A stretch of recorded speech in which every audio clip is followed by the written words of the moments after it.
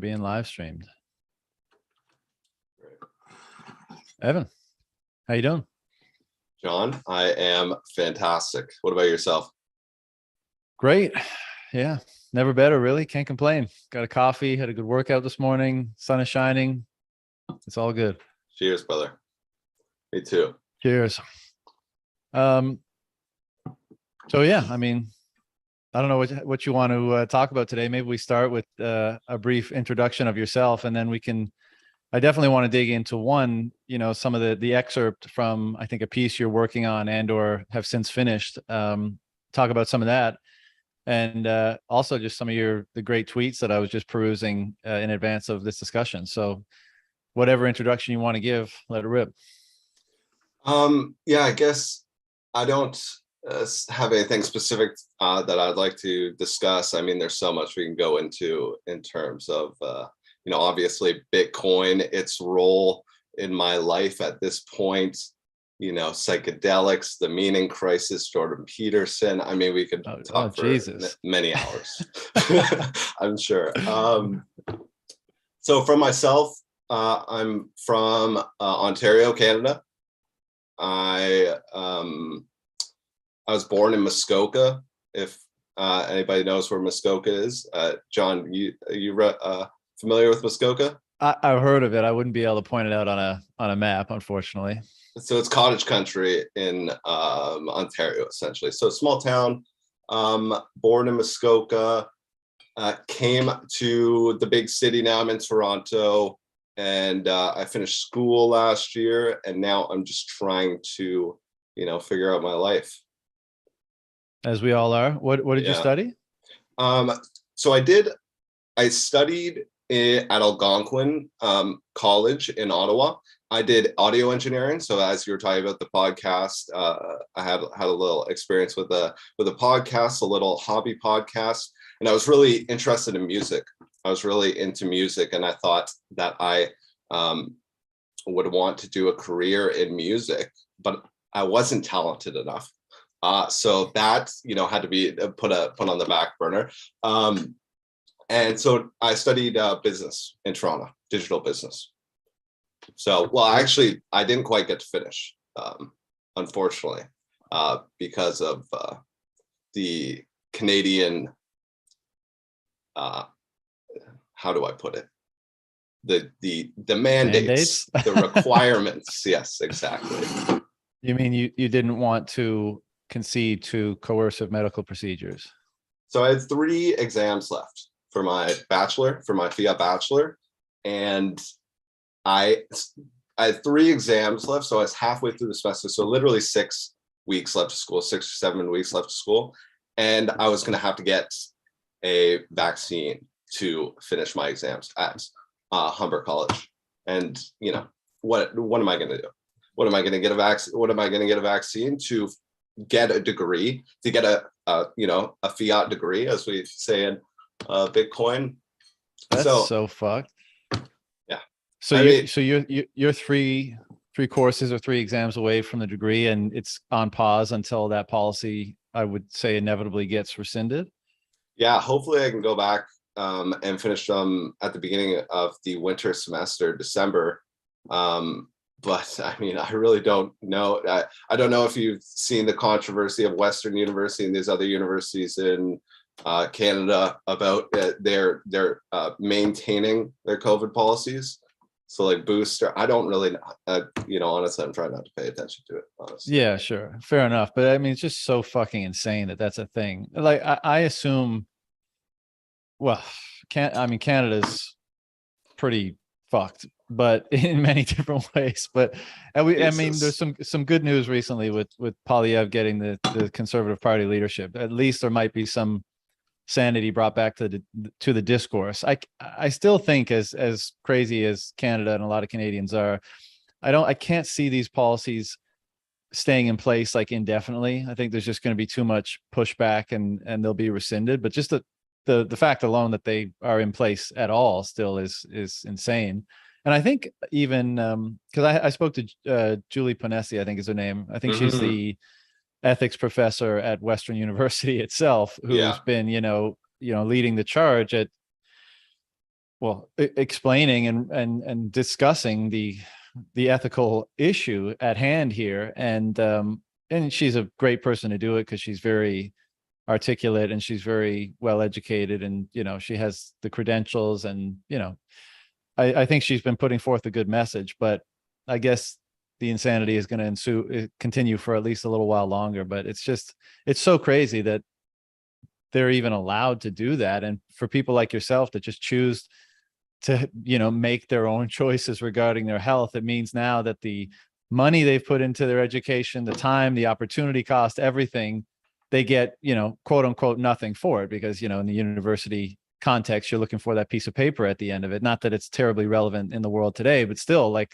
that's the deal that you sign up for with them, and there's no fine print that says, like, well, if we decide you need a medical procedure, you need to get it in order to finish your degree. It's just madness. Yeah, and thank God I was able to find a job without having to have like the proof of credentials or like so that's less of a concern. It really is just about getting the piece of paper, but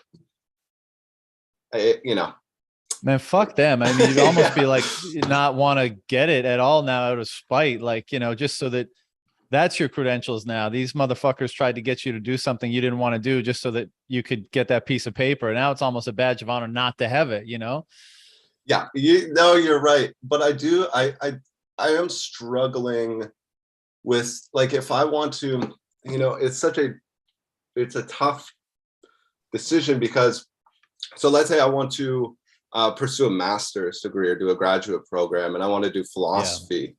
Yeah. And so, I'm thinking to myself, is like the academic institutions, they still are a pillar of our society. Like they're not completely irrelevant.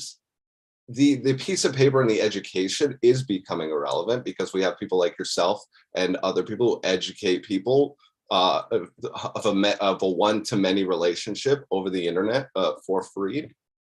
But if I'm wanting to congregate with people in real space and be in a real space, a real zone of higher learning, then where do I do that outside of the academic space? You mean like in meat space you want to do that, or does it matter? Where do philosophers hang out together, right? In a certainly not in fucking institutions that are going to impose restrictions on them. That's for damn sure. If you're any sort of philosopher worth your salt, you don't put up with that shit no matter what. So yeah.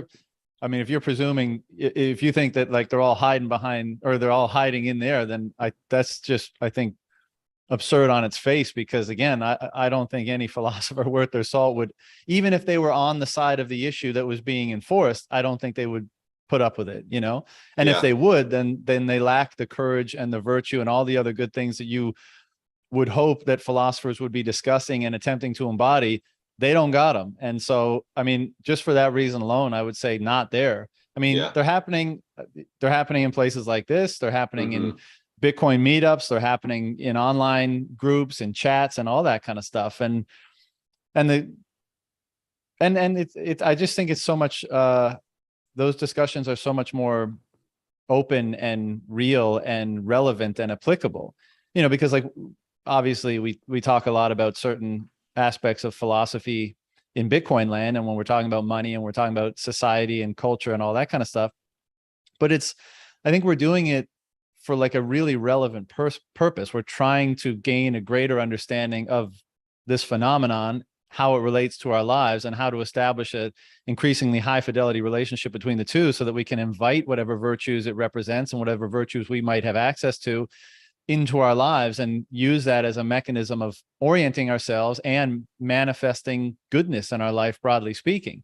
Whereas, I think when it becomes strictly an academic pursuit, then, there's a lot of, there's a lot of discussion and discourse, but not a lot of real world application. It's all in theory, and there's no gravity to it, is my impression. And I only did a few philosophy courses in university, so but I think, generally speaking, why do you need a philosophy course? Why do you need a philosophy professor to facilitate this? And there's certainly a lot of people online now that are, well, as you know, like Peterson and Vervaeke and all these guys, like they offer this material. Now that's maybe not the two-way conversation you're looking for, but it's certainly really great to, help you grasp and get a grip on what you might want to contribute to a conversation. And then I think there's lots of opportunities online to engage in those sorts of groups. So again, fuck them. They're irrelevant. Yeah, no, I totally agree. But it does, I can't help but think about the conversations that Jonathan Vervaeke, Jordan Peterson, and Jonathan Pageau have been having in terms of community, in terms of spiritual communities. Where does this happen? Where do we come together? I don't know. I'm very deep in the weeds with the Jonathan Vervaeke and Jonathan Pageau, and I'm sure a lot of your audience knows much about them. But they're going through this conversation. They're trying to figure out the problem. John Vervaeke, like you were having a conversation the other day. I forget gentleman's name who was doing doing the transcriptions of the Meaning Crisis. Yeah, Mark Mulvey. Mark, yeah. I thought that conversation was great, but these Jonathan Pageau, John Vervaeke, how do you have a religion without a religion? And Jonathan Pageau is saying, okay, I get you could do your esoteric, your perennial philosophy, you can grab all these things, but how does that manifest into a community? How does that manifest and scale everywhere? And it's the same thing. Yes, I could do my perennial philosophy, I could do the reading, I could watch this, but where does that translate into a real philosophical community or spiritual community?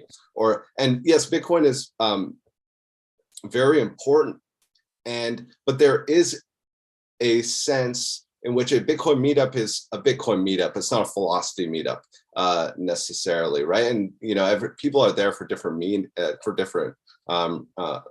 reasons at these Bitcoin. So I don't know how much that fulfills my want for that sense, if that makes sense. Yeah, totally. I mean, see, I think Bitcoin meetups kind of are that place, but as you say, I mean, the ones that may be in your area or whatever, maybe there's not a critical mass of people, or maybe there's not enough people going yet that can satisfy that interest or need for you. But I think, like, as I said before, these are the people grappling with the most relevant thing to understand in the world today, as far as I'm concerned. And so I think it's only a matter of time before the relevance of those larger metaphysical or philosophical questions enter into that discussion. Maybe at the beginning, it's, how do you custody your Bitcoin? How do you run your node? And what's happening in the macroeconomic landscape and all that kind of stuff. But as it begins to kind of, have its effect on you, and that transformation that many of us have experienced starts to take place, then these questions naturally emerge in your mind. And I think and it's so cool to witness. I don't know how long you've been paying attention to all this stuff, but when Not you very talk long, about, I'm going to be honest. So the Michael Saylor, last like summer, 2020? probably when I got orange pilled hard. Right. But like, it's pretty, and some people are kind of averse to the idea of a Bitcoin community, but I mean, look, you become as sovereign and independent an individual as you possibly can. But I think that puts you in a position to develop extremely strong relationships with people, because you're not trying to get something from them, nor are you dependent on them, nor do you have an agenda with them. You're fully secure and integrated in yourself, and you're establishing a relationship or a connection purely because you're aligned on values, or you enjoy each other's company, or whatever, you enjoy the same conversations that you were alluding to.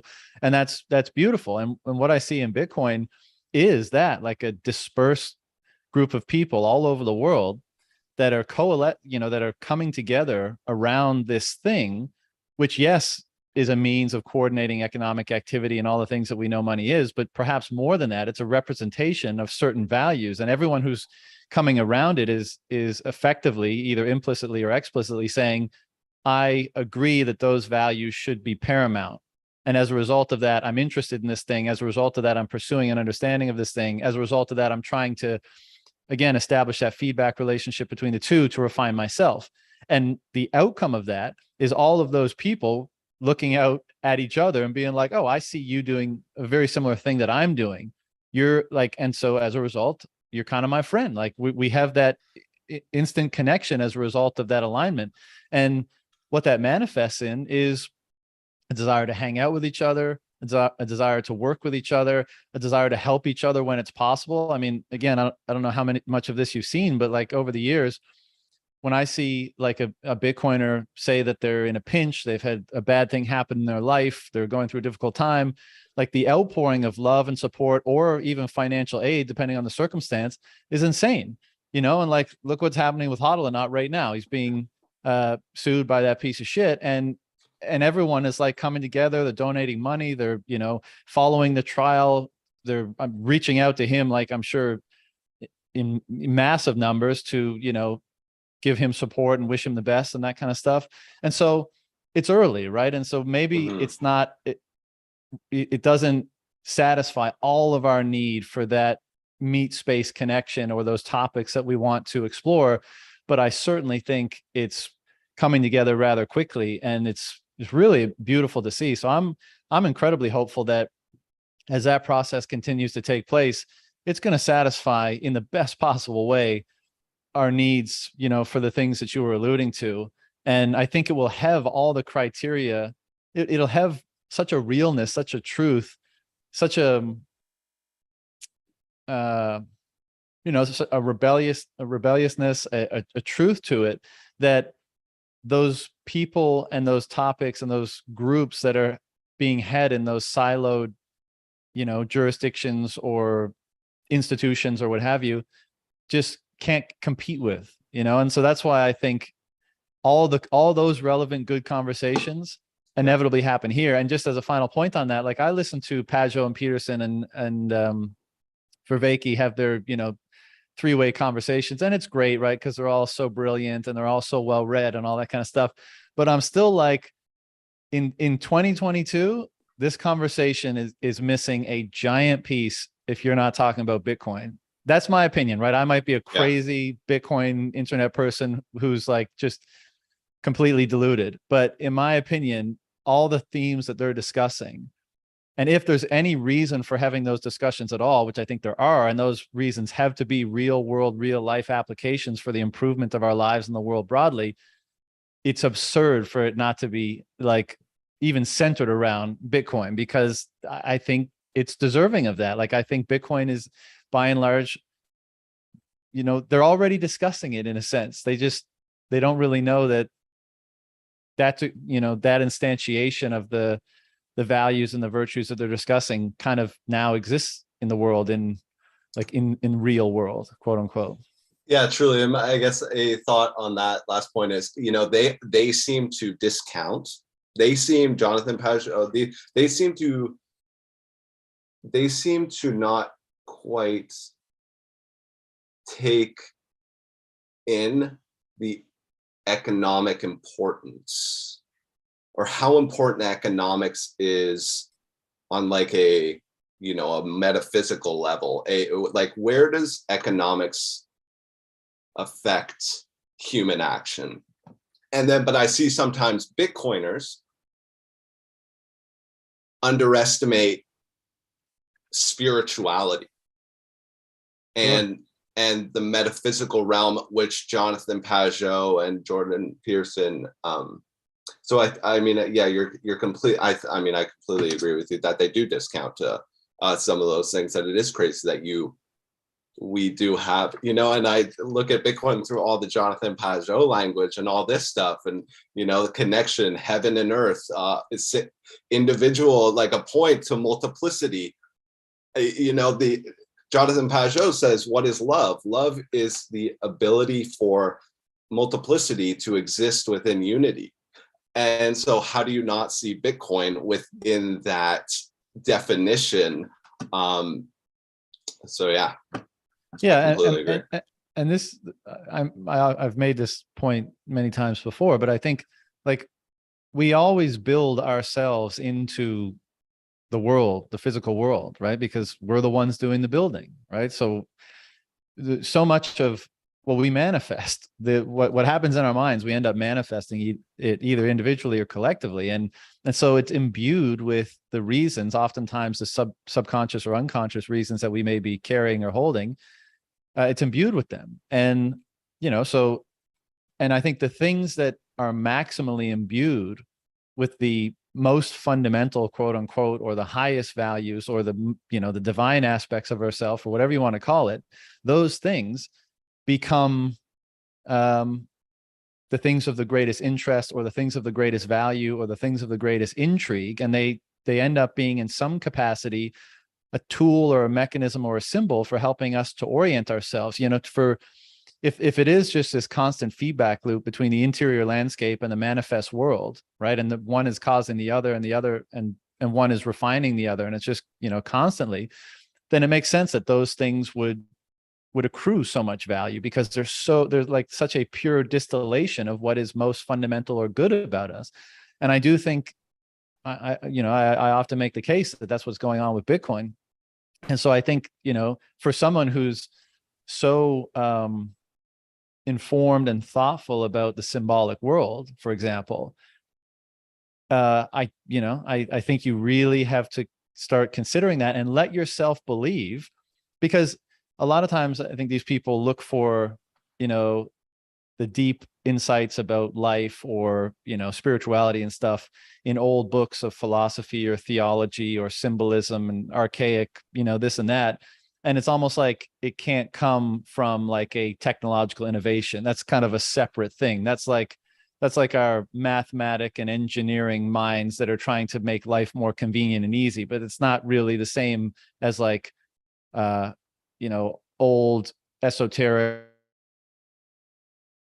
just symbolism that, that they then try to kind of interpret the meaning of. But I don't think that's correct. I mean, I think everything is a symbol of something. Like we were just saying, like we build into our implements, whether they be tools, symbols, or anything else, an aspect of ourself. And I think they should all be, they're all deserving of inquiry to try to extrapolate or interpret what it is they represent. And, us in the Bitcoin scene have been trying to do that a lot with Bitcoin, because it's so compelling. And the more we do that with Bitcoin, the more it reinforces, at a minimum, that pursuit, but it seems to reinforce some of the insights that we've been generating as a result. And so I think just to say, I think those guys need to do it. But I also think there's this, I oftentimes listen to, well, for a long time, I've been drawn to like the really thoughtful people on YouTube, for lack of a better term, right? And those three that we've just mentioned are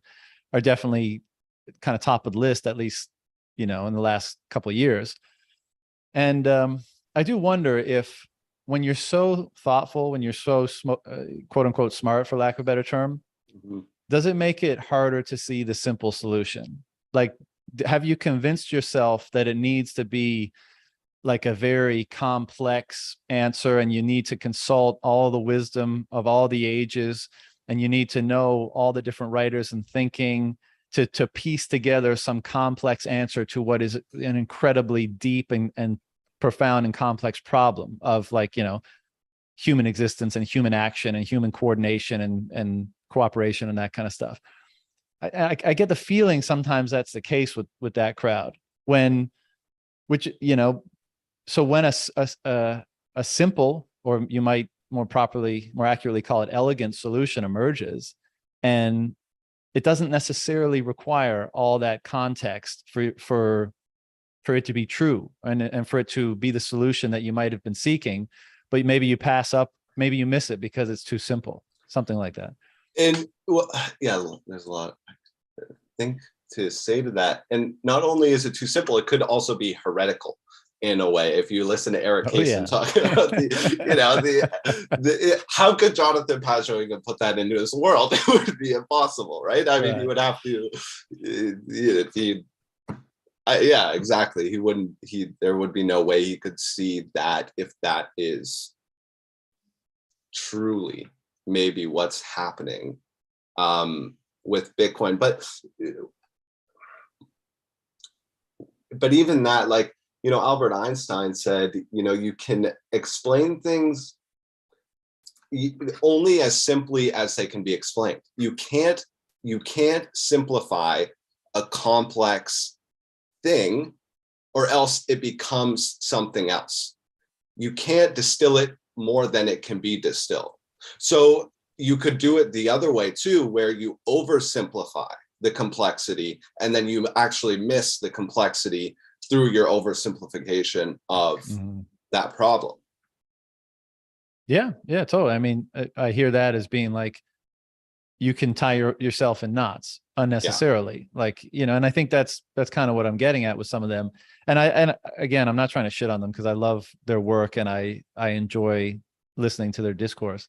But it was interesting to see Peterson's response to Rob's thing in Miami, because basically, Rob did a great job of like step by step going through the different premises or axioms or, of what was going on with Bitcoin. And Peterson kind of plugged along and effectively agreed to each successive assertion.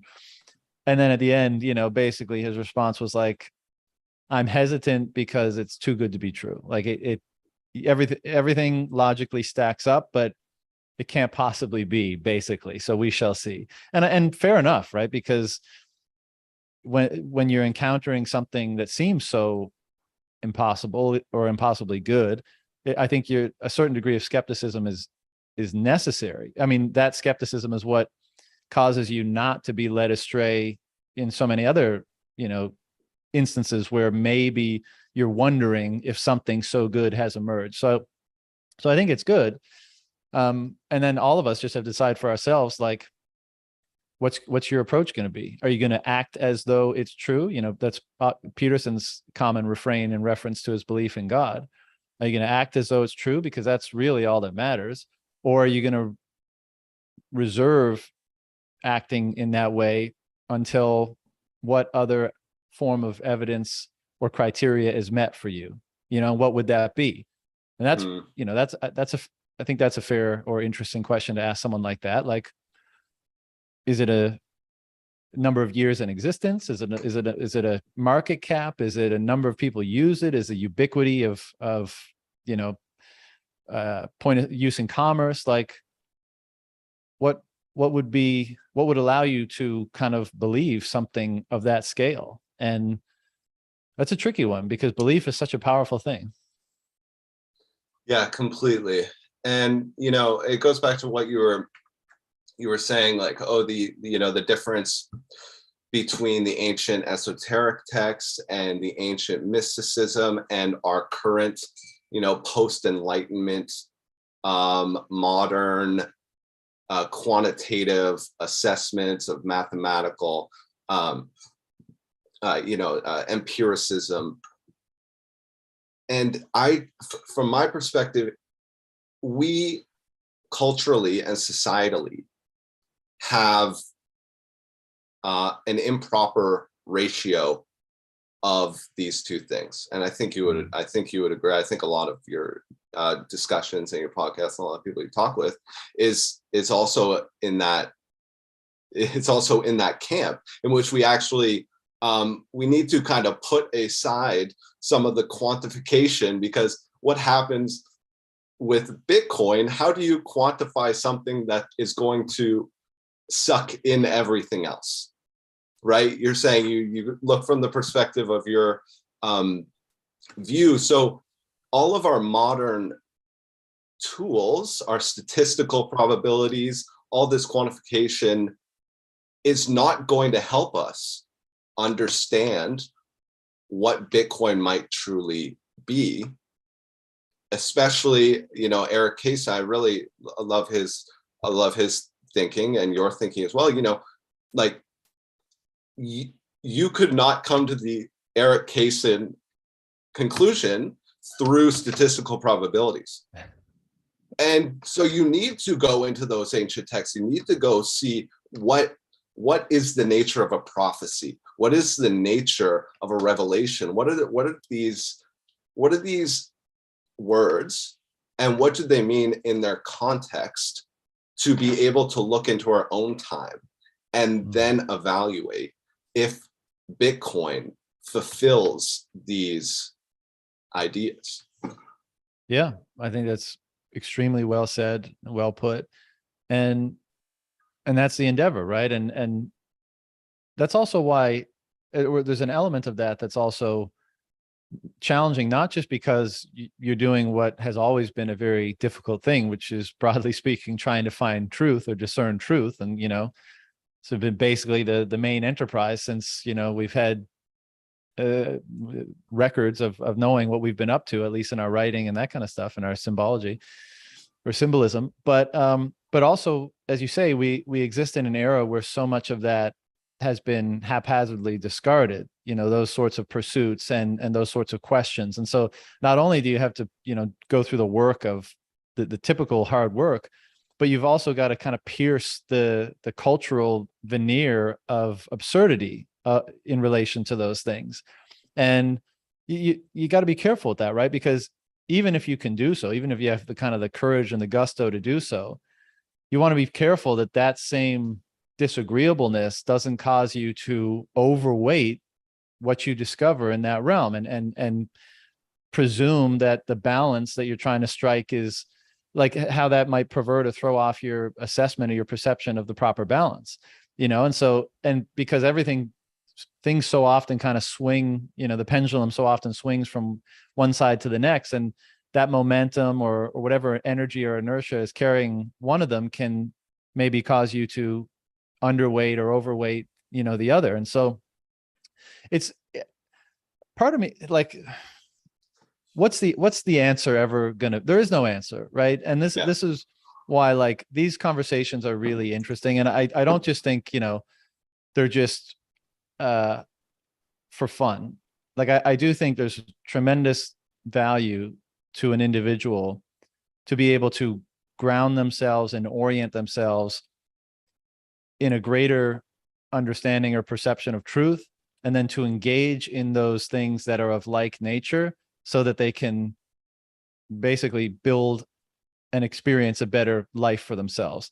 And that happens through better connections and relationships with other people. That happens through being better able to mediate self and world and the chaos that the world represents. That means, being in a better position to manifest the experiences that you deem valuable, all that kind of stuff. So, and I think it's a legitimate pursuit, but again, I think we have to be careful not to hope or ask that pursuit delivers more than it ought to, because I think a lot of this is doing that and then allowing the actions that are imbued with that understanding of those values or truths to manifest things naturally.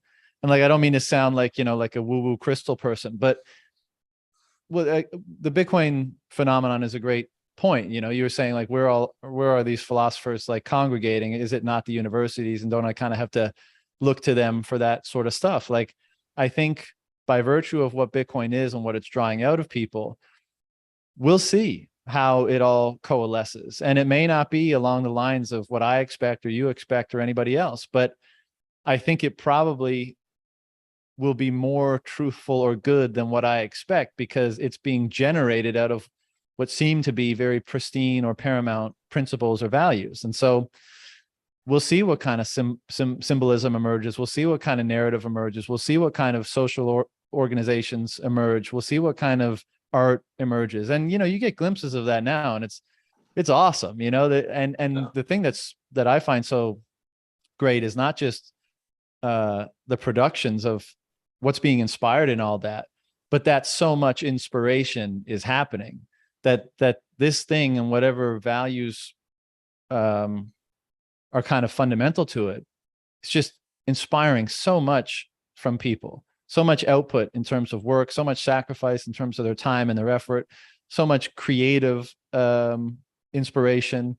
And it's just the beginning. I mean, it's so early. And we're seeing what this is, again, inspiring in people. And you run that clock forward 10 years and it's really, I think, unimaginable what it's going to be. And so it's better not to have a vision and try to actualize it perhaps, but try to refine yourself down to the most fundamental truths or principles that you can, and allow your action to be dictated by that, and kind of accept it, along the lines of what Peterson often says, which is, speak the truth and whatever happens is the best thing that can happen.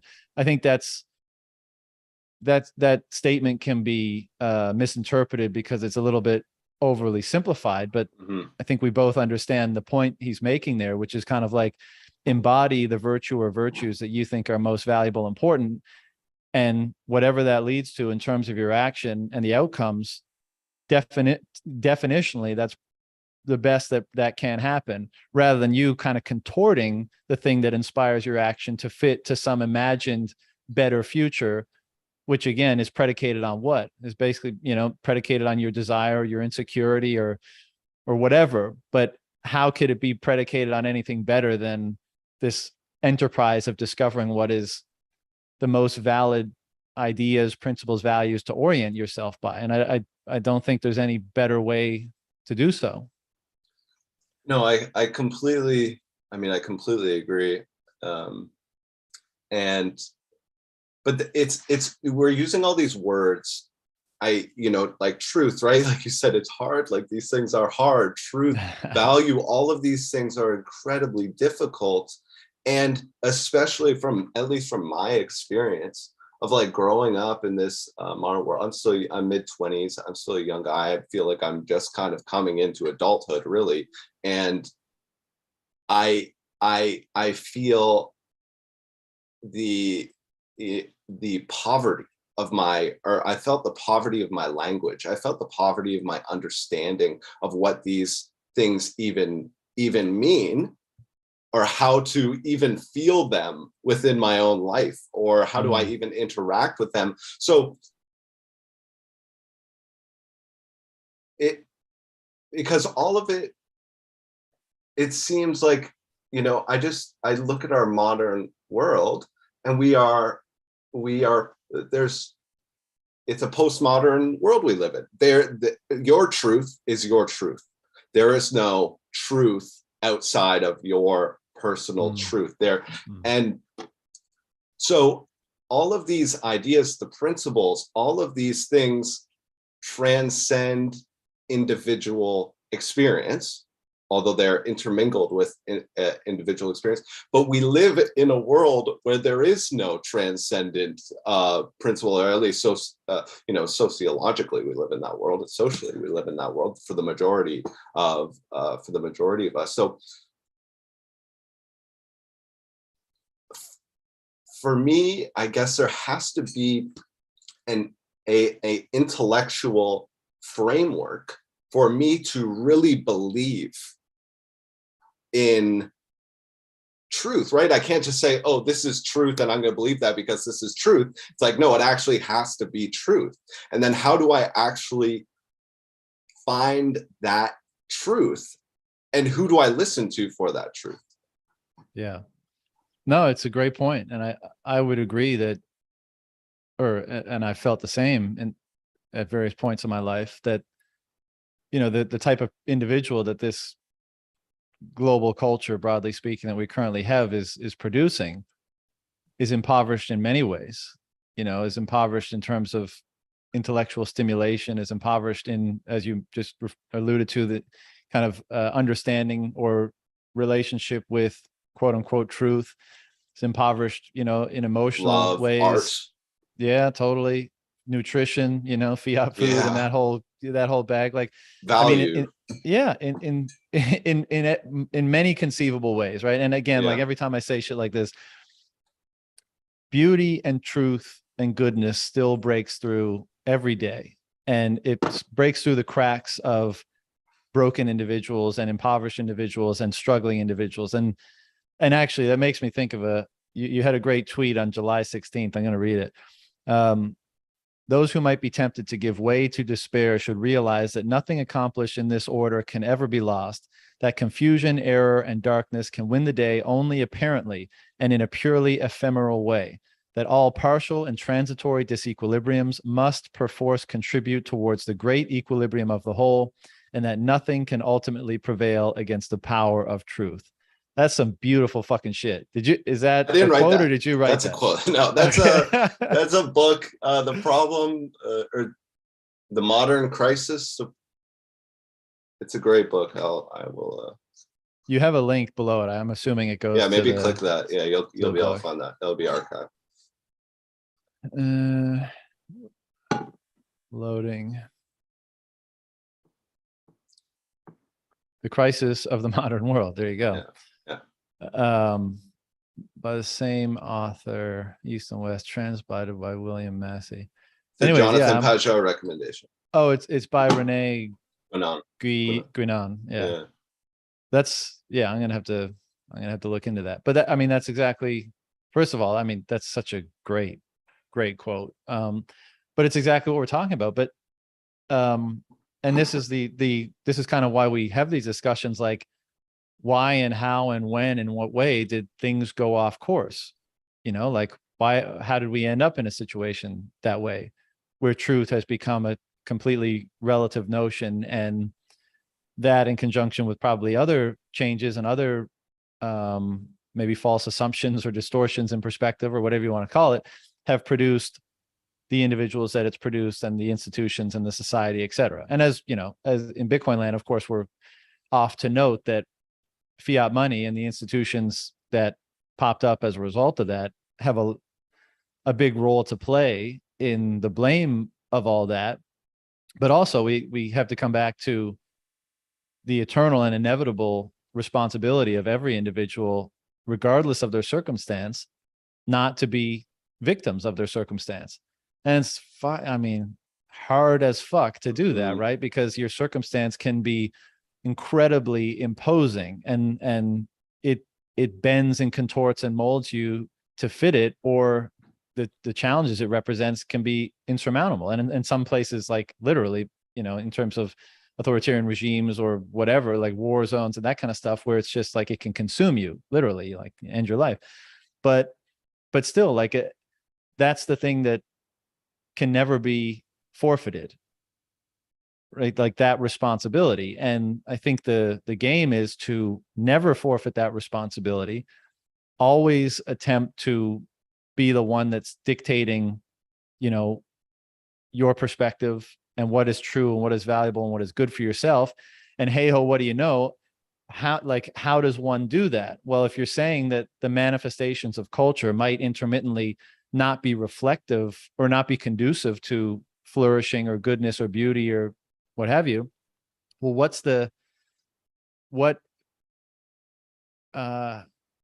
do you use to establish what it should be? Like, what is the kind of, where is the relationship that helps you elucidate what those things actually are or should be for you? Where are the symbols? I think, you know, religion and symbols and story have performed that function throughout time, you know, and that's why they're considered more eternal than the ephemeral manifestations of circumstance that might crop up from time to time for a variety of reasons. And one of those reasons being a lack of appreciation for the former, a lack of ascribing the necessary value and importance to the former. And so I think part of the reason that we're in the circumstance we're in today is because, for whatever reason, technological advancement and the associated hubris and arrogance and this notion of chronological progress through time and the corruptions and horrors of religious institutions throughout the ages, like all that stuff and more has come together to create like a schism between that system of value that's supposed to keep us tethered and oriented to quote unquote truth no matter what, and be used by us to help us retain that agency for determining what is right and good and true and how we should be acting in the world, and the manifest world of circumstance and materiality and all that kind of stuff. There seems to be a greater gap between the two than perhaps many times in history.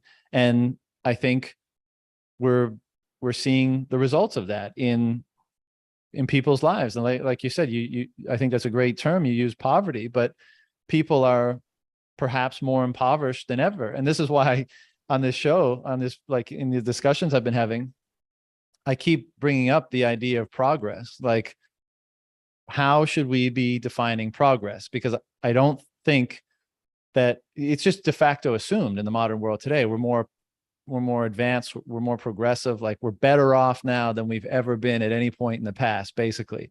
And I don't think that's a correct assumption or a correct assertion, but there remains an important question to be asked, which is, well, what are the constituents of progress? Like what should be a part of the calculus when you're determining progress? And that's a trickier question than it seems on the surface. But I think for all those reasons, we're kind of in this mess, and people are feeling a sense of impoverishment, or even worse, they're kind of they're not aware of the impoverishment, confused and not aware and not able to notice the poverty that they're feeling. And instead it just shows up in unconscious behavior of various kinds, and destructive behavior and unhealthy behavior. And, you know, my last point on this spiel is that this is one of the things that makes me so hopeful and energized about Bitcoin, because again, like, it always just comes back to action. Like, you can be super articulate and super smart, and you can like be revered for your intellectual prowess and all this kind of stuff. Doesn't matter. How are you acting, and what kind of a world is that manifesting when you do so in conjunction or cooperation and coordination with other people in the world? And I think the most legitimate critique of the modern notions of progress and value and truth and religion and all this kind of stuff is in what I think we're both kind of saying is the suboptimal experience of being an individual in the world today, you know. But I think alternatively, when we look at what's happening around the Bitcoin phenomenon, it's like, well, what kind of changes and transformations and action in people is it fostering and facilitating? And from my vantage point, which albeit is definitely biased, seems to be very positive and very good, and not one of poverty, one of abundance and stimulation and energy and gratitude and generosity and all those virtues that we would probably agree are good. And so that's, you know, the proof is there, in my opinion. And what's great is that all of those virtues, or that transformation, is attached to what is probably the strongest incentive that exists in society and culture, which is the incentive around money. And so, you know, like, because I would often think in the past that, how do you turn this ship around? Like, how does it, you know, you could have Jordan Peterson on stage every night for the rest of his life, but that just, it doesn't scale, you know, and still, it also doesn't have the real impact. Like, you really love what he says, you agree with it, and you go back to your life and you do certain things, you make your room, you dress better, you show up better. But if the way that the world and the system works that you're interacting with isn't kind of conducive or receptive to those things, or at least not optimally so, you know, can it really effectuate lasting change? I think the answer is yes. Like, because again, it's back to our behavior. And so if we all change tomorrow, we get a different world. But in terms of like how complex and abstracted the world has become, can it work on that scale? And I think the answer is maybe. But if we can nestle within the most powerful incentive in society, also the greatest virtues, then that's a way smoother and easier way to get to the supposed ends that we're discussing and we think are better.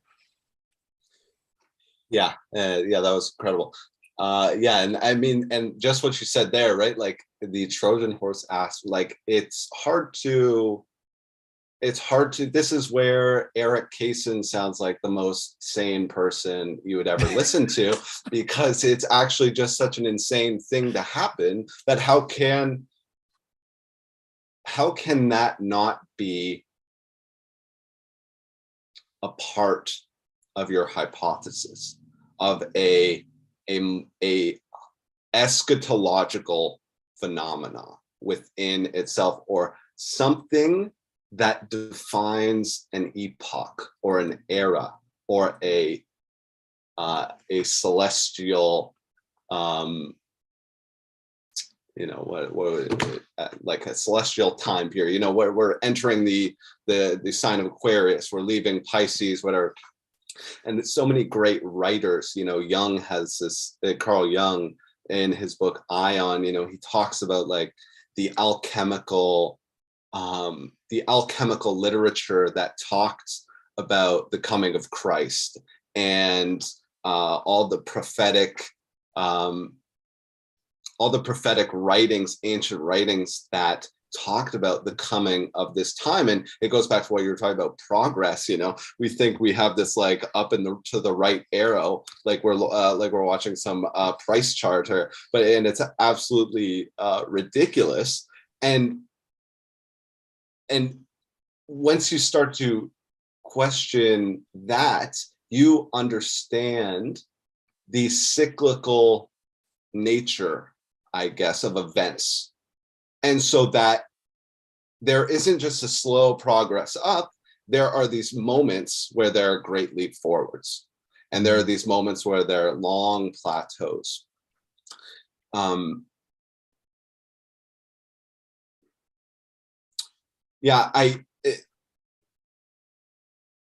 Bitcoin is, it's solving an ancient problem. It's not solving a modern problem, right? We think about, like zoom out of the chart, don't look at the price, let's zoom out 10 years. But then it's like, okay, zoom out 700 years. I have a quote here from Dante. So in the Paradiso, so the Divine Comedy. And he says, Canto 19,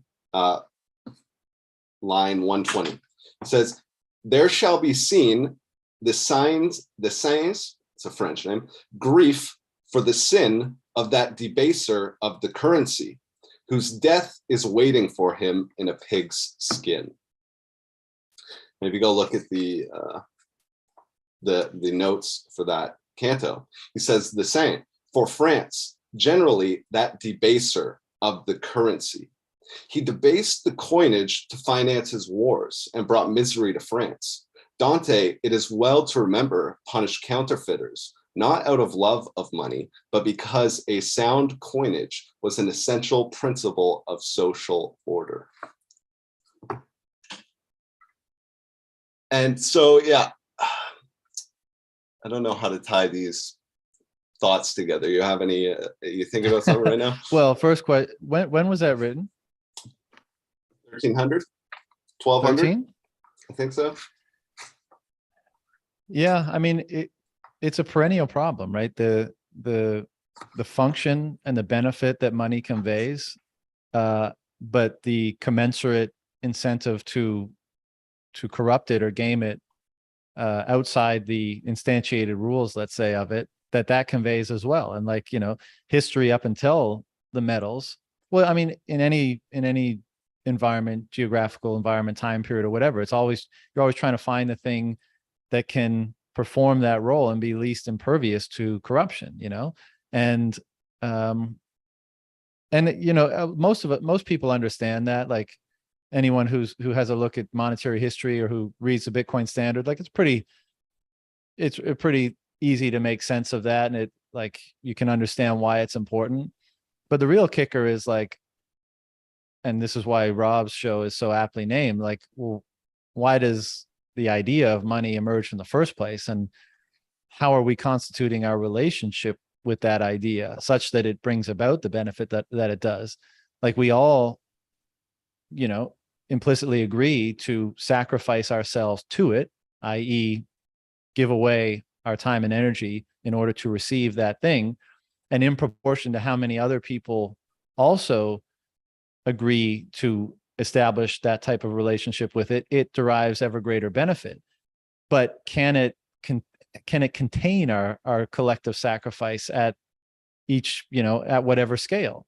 And what are the different ways that it can be corrupted, and what does that corruption actually mean? Like and it's so profound, right? Because if we're saying that relationship that we have with it, that gives it its value and its function, is one of basically subordinating ourselves to it so that it gains that power and that function, ourselves, very on a very deep level, then if it's corrupted, and especially if it's done kind of like surreptitiously or unbeknownst to us, what's actually happening there? Like our self is being siphoned away in a way. Our agency is being siphoned away. Our part of whatever power we have, and whatever that relationship of sacrifice and subordination and giving of ourselves, whatever fundamentally constitutes that, is being cheated in a way.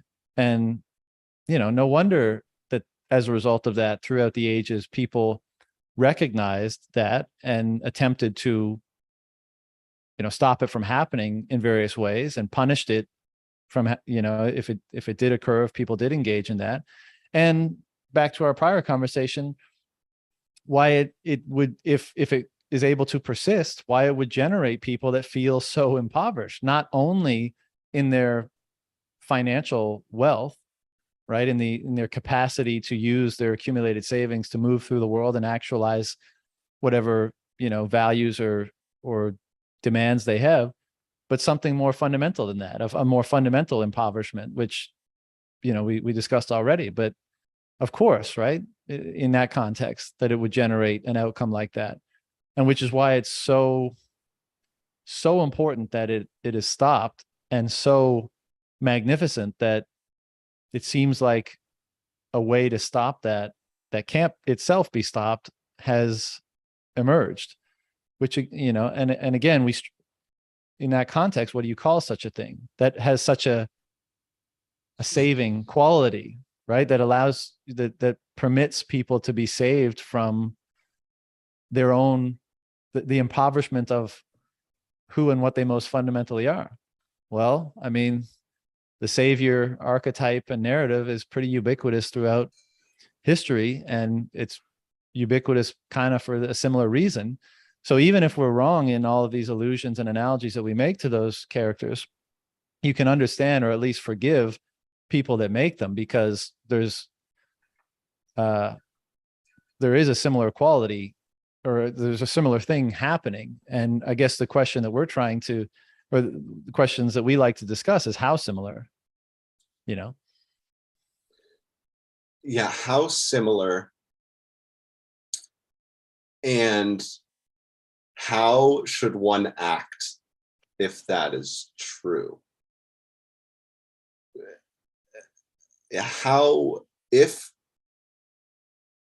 Bitcoin is this, I guess that's my thinking too, is this, if this is true, if it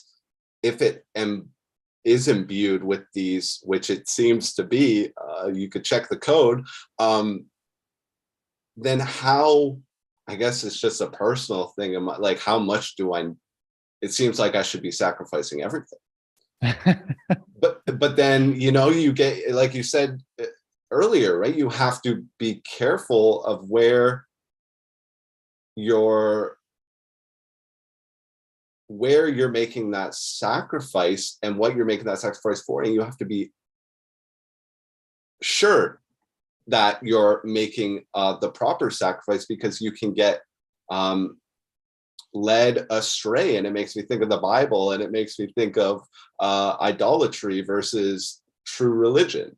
Like, Yeah. how do you protect yourself from being idolatrous and maintain your relationship to true religion and truly pointing to the highest?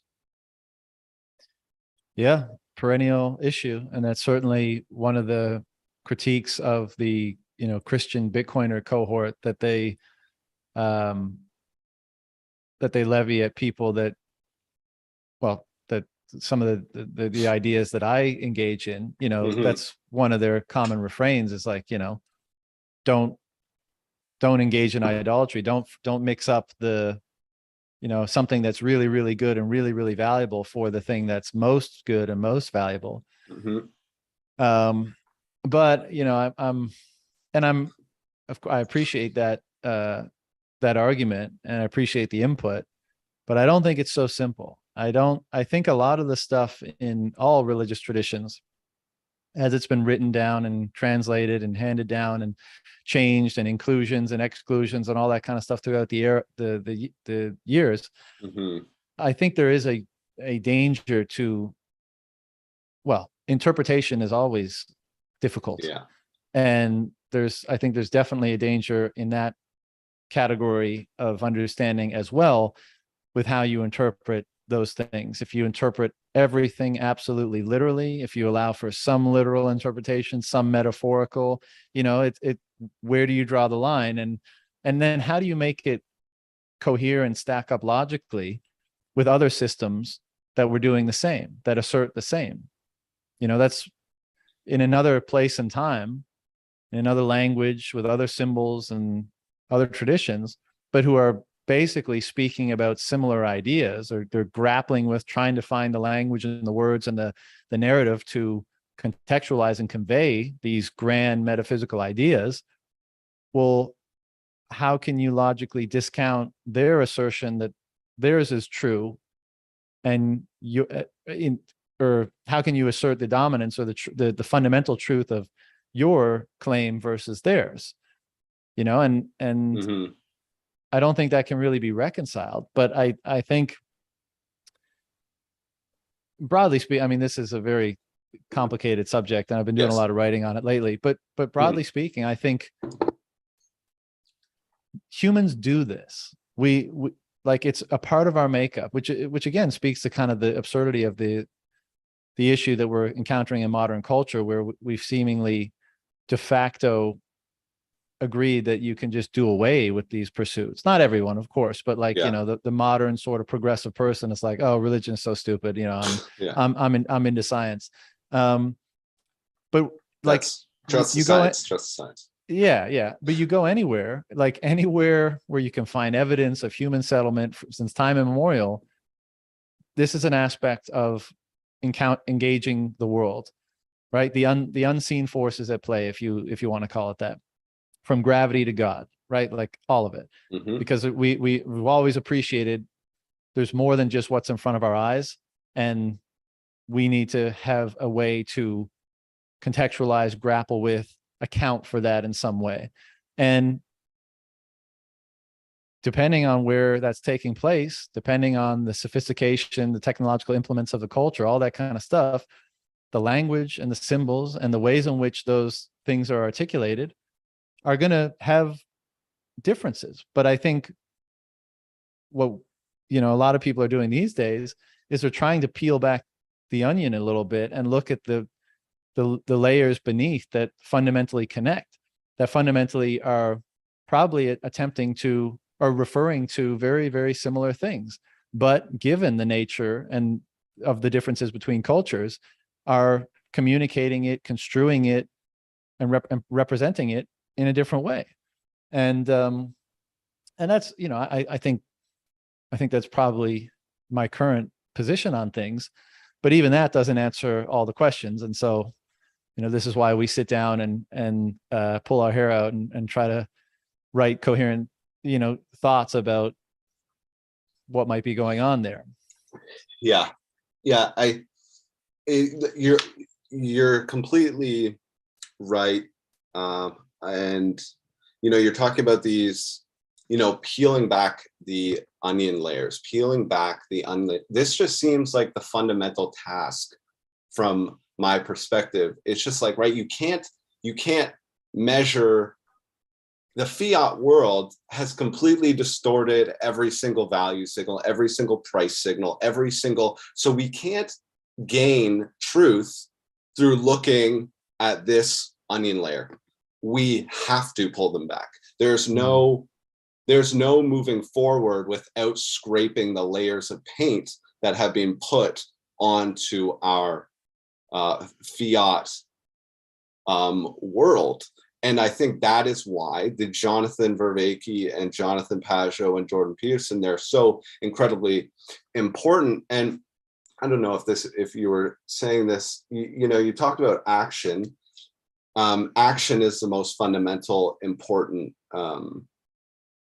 is what is the most important thing you can do. But action also, in my opinion, Mark had a great point, we need to redefine these words. We have forgotten, like, what is action? Is contemplation action? Is thinking action? Because you can, from my perspective, you can't have action without thinking or without contemplation.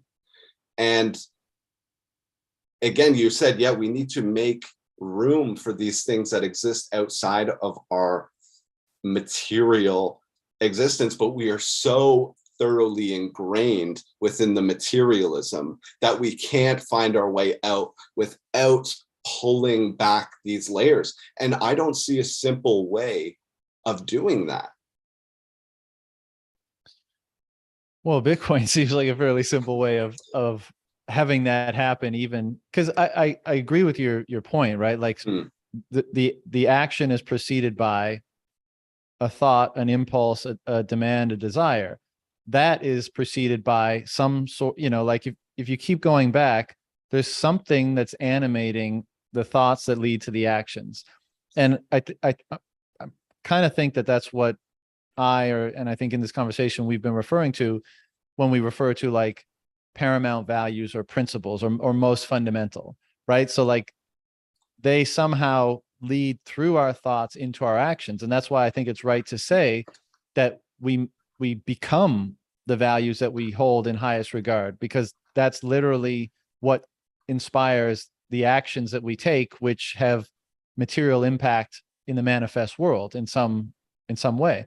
And, so, and this is where perhaps the contention is, like, between the stereotypical modern that we've been discussing and maybe a historical counterpart, is that one basically says those things that are most fundamentally determinants for action or predicates for action, they don't really exist. Like there is no good, like true, you said, beautiful.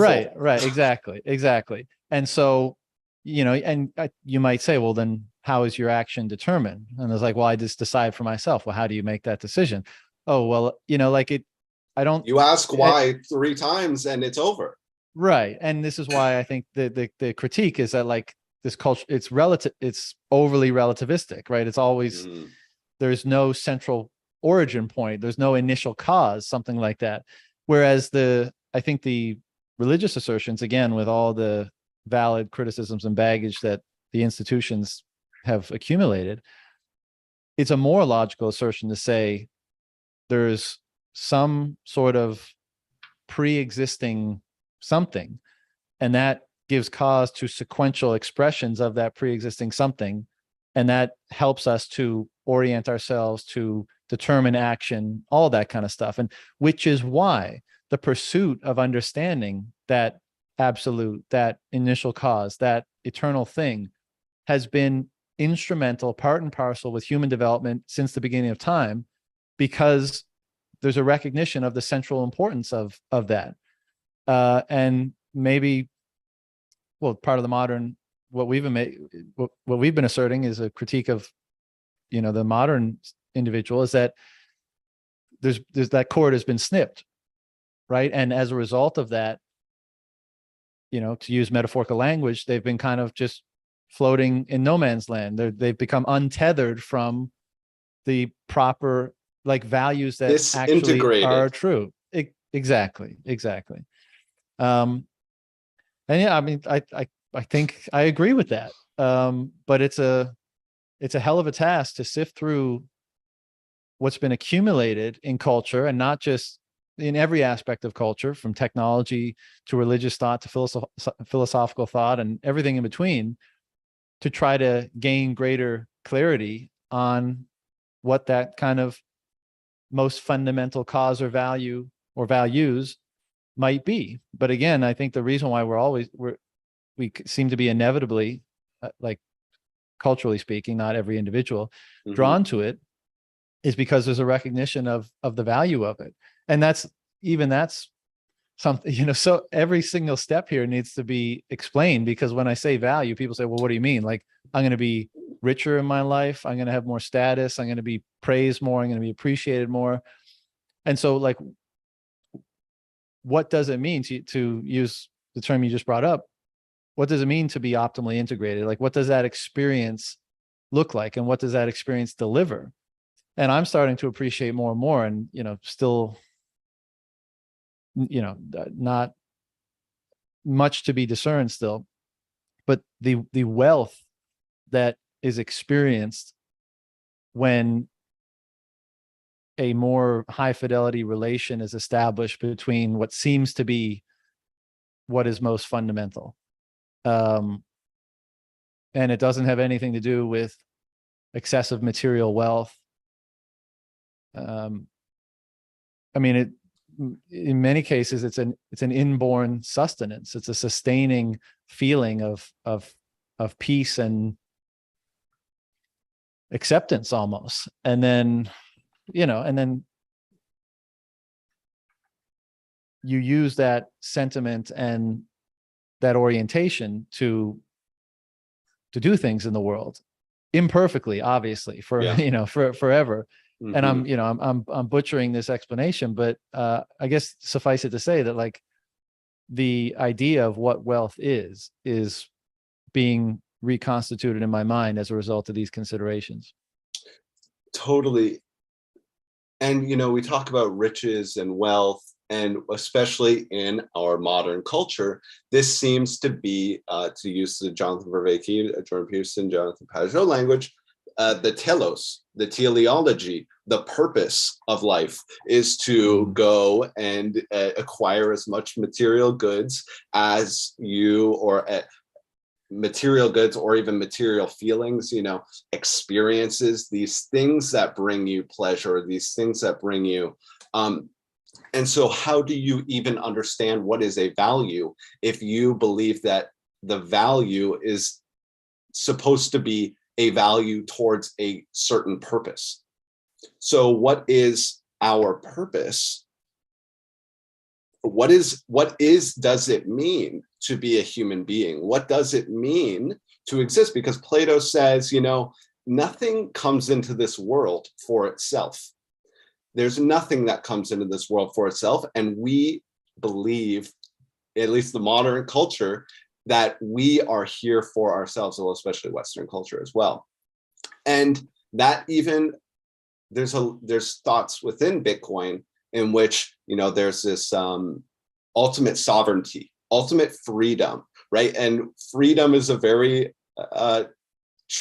another very tricky word to understand, because freedom is not an ability to buy 20 different pairs of sneakers. This is not freedom, right? But this is how we are associating. I can walk outside and I can't finish my degree, but you are free to choose these things within this boundary. But I think about Bitcoin, and all of this stuff seems very paradoxical. Now, so sorry, I'm straying my thought. The purpose, freedom. I don't have an answer either for what these values are, but there is something beyond it in which we need to understand, what are we using with what we value? What is the point of having valuable things? What is the purpose of having valuable things in our life? And I think we're completely dislodged from that. And then right, it's like a hierarchy, it's a pyramid. So as soon as you screw up, just like the fiat system, as soon as you screw up the price signals, as soon as you start printing money at the top, the Cantillon effect kicks in, and everything else cascading is completely fucked because of this discrepancy at the top. Mm-hmm. And And freedom falls in there. We completely disregard progress. All of these things we're talking about are completely askew from what it seems to be. Because I think about the idea of freedom for a sec. I think about Bitcoin, and I think about, Bitcoin brings freedom, and I think it does. And what does that mean? How does Bitcoin bring freedom? I think about Bitcoin brings freedom through a constraint. Bitcoin brings freedom because it is maxed out at 21 million. So is that truly freedom, or is that a constraint? And does constraint actually bring you freedom? And if so, how do we integrate these concepts, these patterns into our life and interpret the world through these, so we can be like, so people can be like, hey, Bitcoin, those are matching up with the patterns of true life. That is why it's good. And this is why it's good. And this is why it has value. And I just feel like we're very far off from that. Obviously, we're very far off from some of those points. And how do we get back to there? And like you said, it's a crazy arduous task to go through all the text and and it's basically impossible. So how do we scale it? And I'm finishing my thought. It's a rhetorical question. It's like Bitcoin. This is why Bitcoin's so amazing, because it's like, I think about Jonathan Pageau's thought with John Vervaeke. He says, hey, go to church, because church scales. So church and theology, or, religion in general, whatever culture you're in, go to your religious institution, because it will attract the peak intellectual and metaphysical philosophies on life, but it will also gather the bottom, and it will also gather the people who are the most effective, and they will find solace in church, and they don't need to go through the perennial philosophy. They don't need to. And Bitcoin offers this as well, which is very fascinating. Is Bitcoin scales like church, and unlike many other institutions that we have within our world. So I mean, what do you think everyone hanging out on Bitcoin Twitter, sharing their insights and experiences around Bitcoin is about? I mean, this is the other fun intellectual pursuit or experiment, is to look at different actions, different activities. And again, like we were saying before, can you peel back the onion a bit, bring them to what's fundamentally happening, and can you recognize when that's happening in other places, maybe for different reasons, maybe for similar reasons?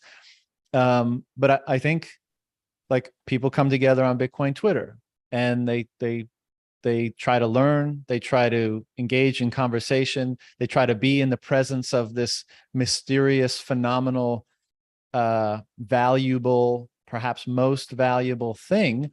And as a result of doing that, again, their mind is being tuned towards the top of the hierarchy, the most valuable thing, the thing that I'm increasingly drawn to devote myself to contribute to welcome into my life in various ways. And as you said, make connections with others doing the same. So you're kind of like, you're taking it from the top and you're taking it from the bottom. You become the body of Bitcoin, where they would say, you go to church, you become the body of Christ, you become the body of Bitcoin. And to your question, like, what is one to do to scale? I mean, this is what is the best about all this. Like, all this is just for fun. Like, I do this because I love having these conversations. I love meeting other Bitcoiners. I don't give a fuck otherwise. But because the way that this happens is just simply by every single individual making a choice to maximize the offering that Bitcoin is, and bring it, to maximize the benefit that Bitcoin represents in their life, let's say, right? And it offers a certain number of actions, right? And if you take them in the proper way, and if you do so optimally, then, as you said, what you're delivered is a profound form of freedom that's never been on offer before. And in an era where that is so rare, and that is so kind of counter to the interpretation of freedom or what's currently allowed or being propagated and all the different problems that creates, it's kind of a transcendent spiritual act to do that. And again, I'm not worried at all, because one, that's offered to everybody on the same terms, and two, it's so evident that when you take that offering, when you commit yourself to that offering, when you invite, when you bring it into your life, the results are so tremendously positive that I'm like, oh, well, it's just a matter of time then, because, people might not care about economics or monetary history, any of that kind of stuff, but people want good, healthy, happy, productive, loving, beautiful lives. Everybody wants that. And this seems to be something that's producing them at scale. And so happy days. We just do our best to do that for ourselves, and then establish relationships with whomever else that's doing that as well, as and when we want to. And I think that's how we win, basically. But we do have to take advantage of what is being offered and not abdicate responsibility and not take the easy road and that kind of stuff, right? Like a very simple example would just be like paper Bitcoin, right? Like an ETF, like that has nothing to do with anything that we're discussing here at all. That is a paper fiat gain in your brokerage account. That means nothing. And it also doesn't contribute to the value that is Bitcoin. We were referencing earlier, like money gains its value because of that kind of sacrifice, the relationship that people establish to it.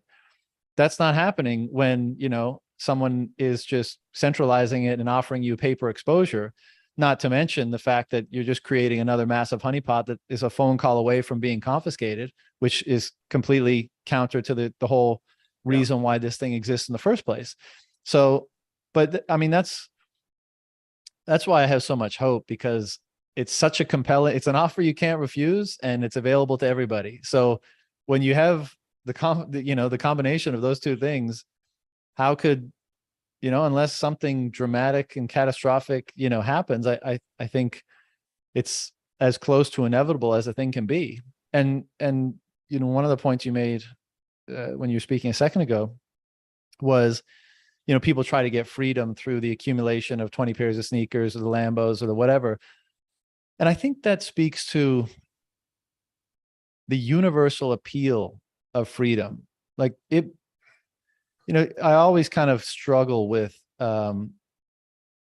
discerning the differences between things like freedom, truth, and love. Like I feel like they overlap tremendously, if not Trinity. Yeah, well, there you go. But I think it's a universal value, because what it asserts, I mean, fundamentally, it's just that what we were saying earlier about you being the one who decides for yourself how you're going to act in every moment, right? Don't you want that? Is that not part of the human condition to desire that? Because otherwise, are you even conscious, really? Like if you're Are not, you even human?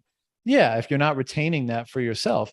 And so I think, that bleeds out into so much of our behavior. And I think the fiat or materialist mindset, and I think freedom, I think I mentioned this in Money Messiah, but I think one of the definitions of freedom could be closing the gap or unifying with the value that you're seeking. Yeah. And then that delivers the sense of liberation, because you're no longer striving in relation to the thing that you desire. And so I think if you take the material approach to that, you say, well, more money means I'm able to unite with the things that I want, i.e. I'm able to buy the Lambo, I'm able to buy the 20 pairs of Yeezys, I'm able to close that gap. And that is a form of freedom, right? But I think for lack of a better term, the religious view on that would be that freedom, the greatest freedom, is to be found in unification with the most eternal or absolute values as we've been discussing them. And that's a far more difficult journey, because then you're the impediment versus, the world being the impediment and just simply money, and being able to unite with those things with money. When we're talking about those most fundamental values, all of your imperfections are the impediment to uniting with those things, as far as I can tell. But should you be able to do so, what you're delivered, you're delivered, but what you're delivered is a wealth that is, what's the word? Priceless. that is incomparable to anything else. And again, like this is said in one way or another in so many theological and religious and philosophical texts throughout the ages, but I think it's true. And the distinction there is just, how are you seeking freedom in relation to the transient or the eternal? And maybe it's as simple as that. Yeah, and it makes me think of the cave, Plato's cave. They have the shadows on the wall. The sneakers and the Lamborghini. It's an image. It's an image of freedom. It's an image of wealth. But then you look behind the wall and you realize that it's an illusion compared to the real freedom that Robert Breedlove and John Vervaeke had an excellent few podcasts recently, a few days ago. I don't know if you saw this, but John Vervaeke and him started talking about what is like the icon. What does it mean to be a symbol? And it is that which you can see through the image. The image is not what is real, but it is that which you see through into the icon. So that the freedom and the wealth is not the things that you could go buy. It is that which, like you said, that through line in which transcends the material. And this is, I mean, I've been hung up on this for the past 3 months. It's like the materialism is, we're blind to these transient, we're blind to the icons because we're so stuck in our images. And we fail to recognize all these things you're talking about. Value.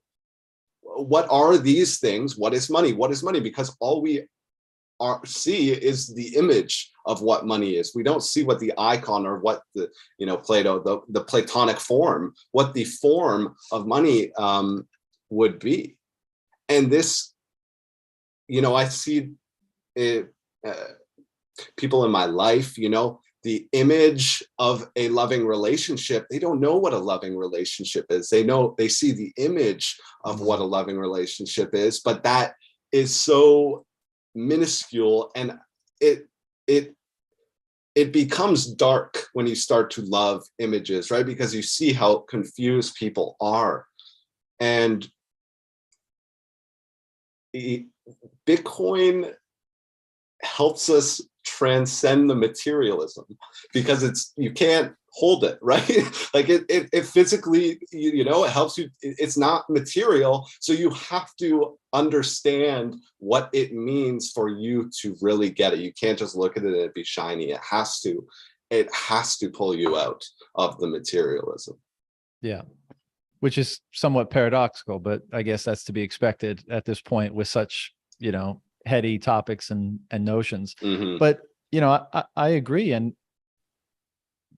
so as a result of that, it's no surprise that you would get this overweighting of the material world as a result of that disconnect with those values, and then it just kind of feeds on itself, right? So what came first, the chicken or the egg, the death of God or the material world? And an overweighting on investigating the material world or appreciating it or valuing it.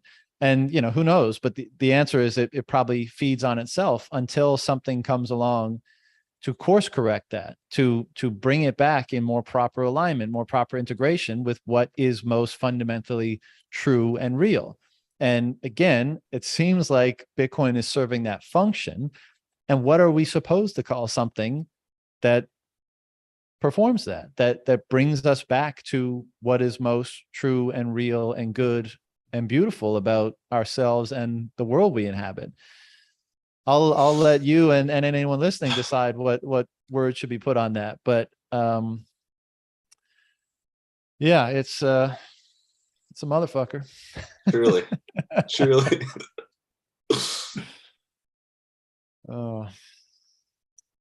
Well, anything else to explore? I haven't yet listened to the most recent Breedlove and Vervaeke series. I mean, Rob is just pumping out so much shit. It's hard to stay up on it, but I do intend to listen to that one because I love Vervaeke, and it's really fantastic. Have you listened to the whole thing? Yeah, I listened to all of it. It's fantastic. Robert did an excellent job. And I think you guys, you as well, I think you both and others, I think you approach it with such a respect. And the only thing that I was thinking about this, the only thing that towers Vervaeke's intellect is his humility. And it's a beautiful, everyone should listen to the John Vervaeke Bitcoiner podcast, because there really is like a showcase of what he'd like to call dialogos. So there's just respect in dialogue, and it's really powerful and beautiful. The which podcast?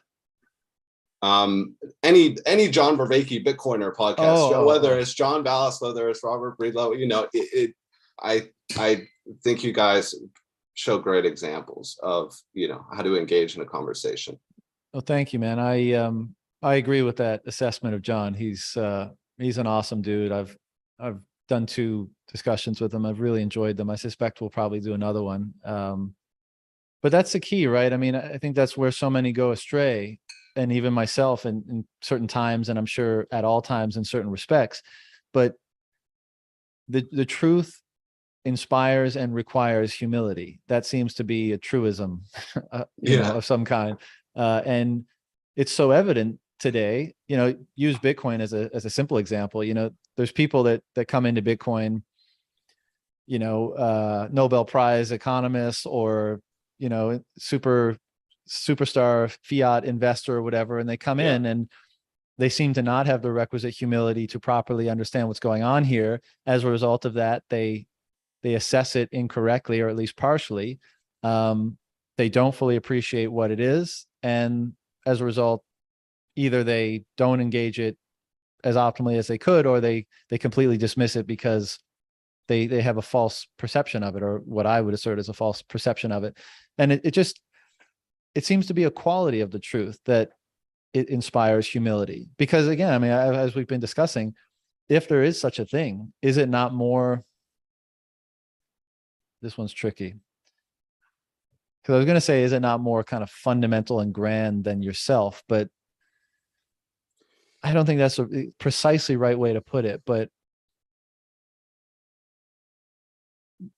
because there's something like it exists within us in also, right? Like I think we have a piece of it in a sense, but we could just call it as fundamental as anything most fundamental in us. And therefore, how could we not respect it and in a sense subordinate ourselves to it? And of course, if the other way of looking at it is like, well, if it's true, then any assumption that you have that's counter to it is definitionally wrong. So, I feel like that would inspire a humility or a lack of arrogance in relation to the truth. And that's not super well said, but that's been my experience, that both the pursuit of truth and encountering it, one of the hallmarks of it is that it inspires humility, and that humility is a prerequisite in order to fully comprehend it or grasp it or invite it in. And I agree, it's so great when people combine the humility with the just powerhouse intellect and dedication to the pursuit, like Vervaeke has. It's a pleasure to witness, and it's a pleasure to engage in. And I think it's a tremendous value to what we're all pursuing here, which is just a greater understanding of what the fuck is going on with everything, Really. But one thing I meant to say on the point about value before we switched to Vervaeke was I'm fascinated by the idea of the ascetic, right? And I think most people in modern life, if they're even aware of the term or the idea, the concept, think it's one of deprivation and discipline. It's like, wow, like he's so committed to his religion that he's committed to a life of deprivation, and he's not doing this and he's not doing that. And wow, like, and fair enough. I think they admire the capacity of that individual for discipline and for commitment. And I'm sure that's the case in many instances in terms of the ascetic, because not everyone has the same approach to all this stuff. But I do think the idea is probably more fundamentally grounded in the notion that if you've established a close, pristine, high fidelity, whatever we want to call it, relationship with what is truly most valuable, as we were discussing before, that delivers to you the greatest sense of wealth. And as a result, other forms of wealth necessarily and relatively are diminished, in comparison to that highest and grandest and greatest form of wealth. And so it seems logical to me. I've never spoken with one. I haven't delved too much into the topic, but they're actually, they don't consider themselves uber disciplined or, living a life of extreme discipline and commitment, but rather they've arrived at a place where they're so internally wealthy, they don't require all the different material things and forms of wealth that we just presume are necessary or universally valued in the world today. I think, I think what choice do they have, right? We talked about Bitcoin. If Bitcoin is this thing which is so incredibly valuable, so incredibly wealthy, or full of so much wealth, and can inscribe in your life this much wealth, and I'm not talking material wealth or anything, what choice do you have?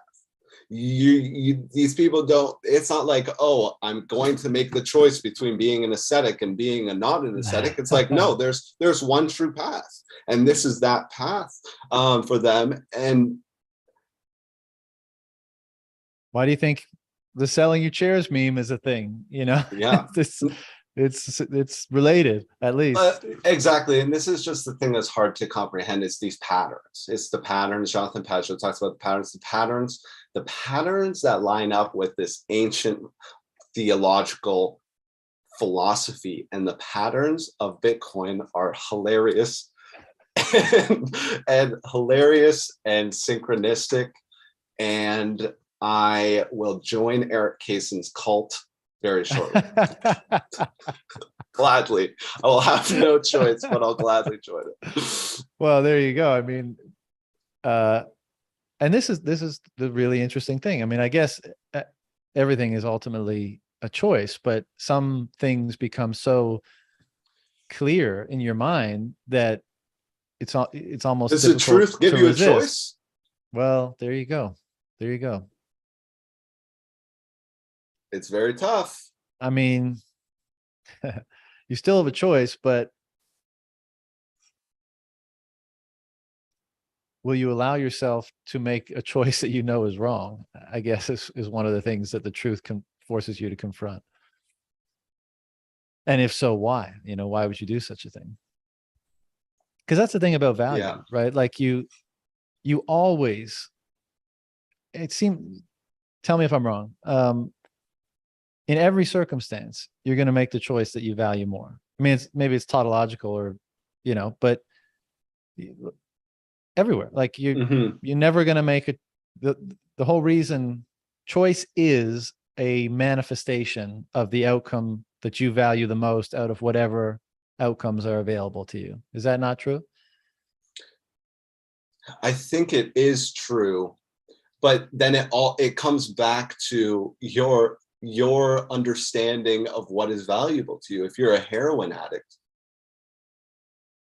heroin might be more valuable to you in that moment than going to see your parents. 100%. And which one is actually more valuable?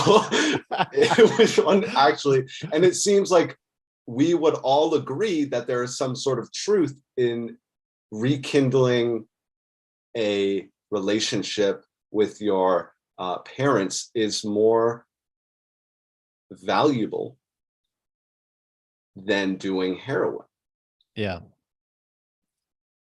And so, it makes me think about your money messiah. You did talk about this. There is the limitation. You have to attach yourself to truth. You have to attach yourself to truth, and then you can truly choose. That is when choice becomes a thing. If you don't have truth in your life, then you can't you can't choose. And this is what Jonathan Vervaeke and Jonathan Pageau talk about in terms of like the symbol of the zombie, right? And it's such a perfect symbol for like our culture. I watch this other great YouTuber, you know, free will is not something that is inherent within humans. It is something that needs to be fostered. It is something that needs to be grown. It's something that needs to be manifest before you can choose something, right? It's like, oh, I'm going to do the right thing. I'm going to be a good person. It'll be fine. And then you're confronted with that moment. And if you don't practice making those choices, if you don't practice these things within your life, you're probably not going to make the right choice. And we can see millions of examples from our own personal lives, I'm sure, and even throughout history. Totally. And I think, again, if we were to take that recognition, that more logical, rational, secular sort of explanation, and narrativize it, we might say that every decision you make is made in relation to God, or said another way, from God's perspective, God judges every decision you make in terms of how it is constituted in relation to him. And I think that's right. And so, and this also invokes the, you know, the sin missed the mark thing, like, because that heroin addict, so to the initial point, he is valuing doing more heroin than anything else he does. The whole reason why this universe of religious and theological narrative, I think, emerges, and why these discussions around value are perennial, is because they're trying to ask, well, I'm engaging a certain value hierarchy when I make that decision, right? And in this case, it might be a value hierarchy that most serves the impulsive physiological gratification that I'm seeking, serving the self, like in a destructive way. And there's reasons why that was deemed to be not the optimal value hierarchy to be engaging, not the optimal orientation, not the proper thing to be aiming at, right? And so I think what this enterprise is all about is, okay, which is the proper thing to be aiming at, so that all those millions, billions, infinite number of decisions you make throughout life are made optimally in relation to that thing, or said another way, are made in relation to the thing that most generates optimal outcomes, and call that thing that you do, that you act in reference to, that generates the most optimal outcomes, God. Let's put a word on it. We need to put a word on it. We need to, you know, figure out, we need to communicate it and play with the ideas. And so that's what we do. And that seems reasonably logical to me, that that's the case. And, you know, people like the heroin addict, for a variety of reasons, have you could say, you know, why did the notion of sin become so pervasive, and why was it kind of levied at people for a variety of activities? Now, again, maybe you make the case the culture got carried away with the notion, and the, you know, the punishments and all this kind of stuff got way out of hand. But maybe it was a recognition that you are not in proper orientation to the thing that you should be, or that most benefits you, or that is most true, or that most generates the best outcome. And that's doing you a disservice. Something like that. And not only you, but it's doing your family a disservice. It's doing your community a disservice. It's doing your country a disservice. It's right. It's doing the world a disservice. Because all of our actions are integrated in are interconnected in some way, right? And that's why the sin is against quote unquote God, because it expands out from the nucleus, you know, or the very bullseye of your action into, as you said, your immediate environment and your family and the community, and it has consequences on all those levels, leading right up to the biggest that we can conceive of. And perhaps that's why we get the narrative language that we get. Totally. And it makes me think of Jesus Christ. He sacrificed himself. That was not what was good for him in that moment necessarily. He died, but it was actually what was good for progeny, It was what was good for humanity, to allow humanity to bear witness to the tragedy. And there was a self-sacrificial aspect to that value. So it had nothing, if you look at Jesus as like the individual as a self, which it probably shouldn't be looked at, it's more as the, truly the incarnation of God. But this is, and we live in, it goes back to the psychedelics, right? We talk about psychedelics, ego death, dissolving ego, dissolving yourself. These things are so disconnected from our, you call it the cult of the self, or whatever this is, this individual freedom. And these are sort of,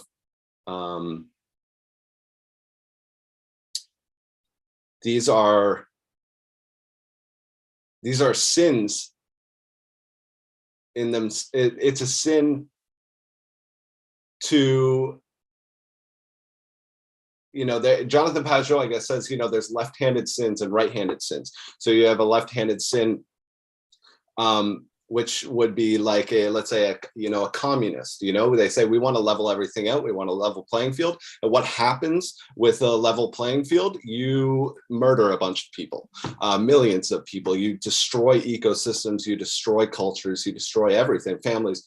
And then you have the right-handed sin of the ultra-libertarian, of the ultra freedom oriented, of the ultra self. And this is also a similar sin that I'm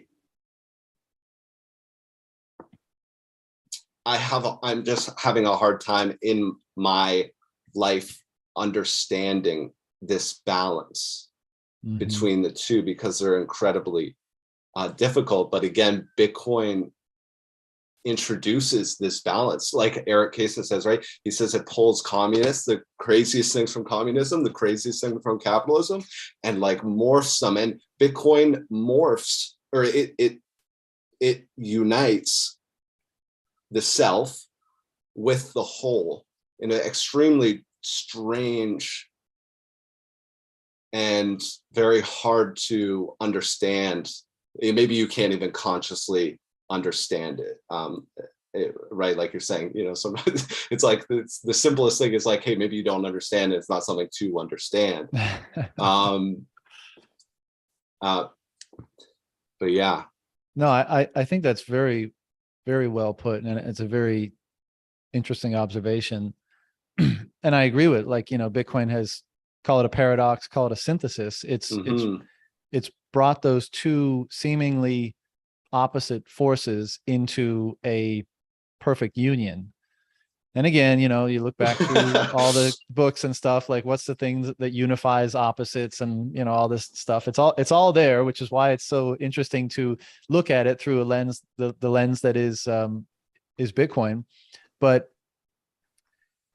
I think that's very right. I mean, I don't know about the last part, and I think that we try to contend with the seeming paradox, if it is one, and we try to understand it more. But I do think you're right that it's like both of those perspectives, the communist or the uber individualist, like they're lacking. You might say the former is far more destructive, and I would agree with you, but they're lacking something. And back to your comments on the figure of Christ and his sacrifice. I mean, of course, there's many different ways to interpret the Bible and religious narrative generally, but I also think in context of what we were saying regarding what your actions reveal you're most serving, and we were saying in that context that serving your own gratification seems to generate a suboptimal outcome, and therefore we should probably say that it's less true. It's less properly oriented with what is most fundamentally true. What better way to communicate the primacy of something other than yourself than a story in which the miraculous hero sacrifices himself? Like how better to imbue the reader with the notion that it would be wrong. It would be suboptimal in narrative language. It would be a sin to have your primary orientation be the accumulation of value to and for yourself. There is a better orientation to be established, and that is your task to do so. And it goes back to that quote you read from the René Guénon, right? It's the image of Christ is the death, but that's only the image. That's only the manifestation. That moment of darkness, like the union of the opposites, is actually what creates a new beginning. Mm-hmm. It is, and I think Eric Kaysen also, it's his thoughts aligned with this as well. It's in the darkest of the night. He mentions Heidegger, and we are at this. We all feel it. There's this low point. We are of a fallen nature, to use the biblical language again. But it's like this, like you were saying about being optimistic, and like it is glorious days, because through the apocalypse, and it's not an apocalypse like our materialist understanding of, like hellfire and raining and everybody's going to die and burn. It's the death of something. It is the death spiritually. It's the death of something, and out of that something new is born. And this is the moment, at least for me, it seems that we're living through. And there is this rebirth, and Bitcoin obviously is going to play a part of this in whatever aspect. And like, I understand where Jordan Peterson is, like, he's got his hand in his head. He's got his head in his hand. He's like, I can't comprehend it, because what is there to comprehend? It's so, yeah. It's so out there that there is no, and it goes back to faith and belief. It goes back to these things, and believing in the invisible, believing in that which is to come. And it's amazing how, again, it's amazing how similar all of these patterns are. Yeah. I say this often, basically to cover my ass for, historical listens and critiques, but like, either we're nuts, or, we're sensible enough people. I think anyone listening would be like, these guys are not completely insane. They're probably decent dudes, and they're reasonably well informed, and they're thoughtful and that kind of stuff, but they drank the Kool-Aid and they're way too far off the deep end. They're in a cult. Yes. Yeah. Or we are in just insanely epic times. And in trying to understand that, and in trying to, I don't know, gain some greater clarity on it, I often think about, and which is why part of, I have I'm really interested in like ancient history and that kind of stuff. And I cast my mind back to like when these great civilizations were being established, and even inter-civilizational periods, and when great, religious traditions were first established.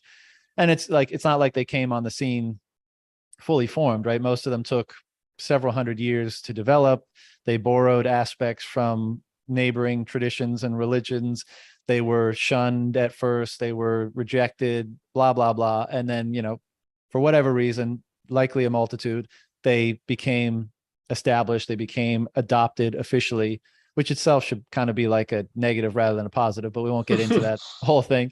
But I think about when, like, the energy that would unlock for people when greater clarity around these questions that we've been discussing kind of emerged, and it sparked it sparked an explosion of energy and of flourishing and of abundance. Wealth. Yeah, exactly. And again, not in necessarily the form that we would think of in modern culture today, but like if we ever get time travel, like I'm going back to like beginning of Minoan culture, like Indus Valley, Mohenjo-Daro, Harappan civilization, early Egypt, just to see what it would have been like to be around when you go from, and again, this is an overly simplistic interpretation of anthropology and history, but you go from relatively undeveloped or unsophisticated groupings of people, communities, tribes, minor civilizations, whatever, to like an explosion of sophistication and meaning, right? Almost more than anything, you could say that civilization is the process of the expansion of meaning and all the different manifestations that has. And so again, I mean, we're drinking the Kool-Aid, or it seems like, if not that, we're smack in the middle on the precipice at the beginning of another one of those periods that seem to recur in history, kind of alluding to your comment about patterns before, where a domain of meaning, a clarity around value, whatever else we want to call it, is emerging. And it stands to reason that the benefits, the abundance, the wealth that is felt by individuals that engage in that or pursue it is going to be, well, remarkable and energizing and extremely interesting, for lack of a better term.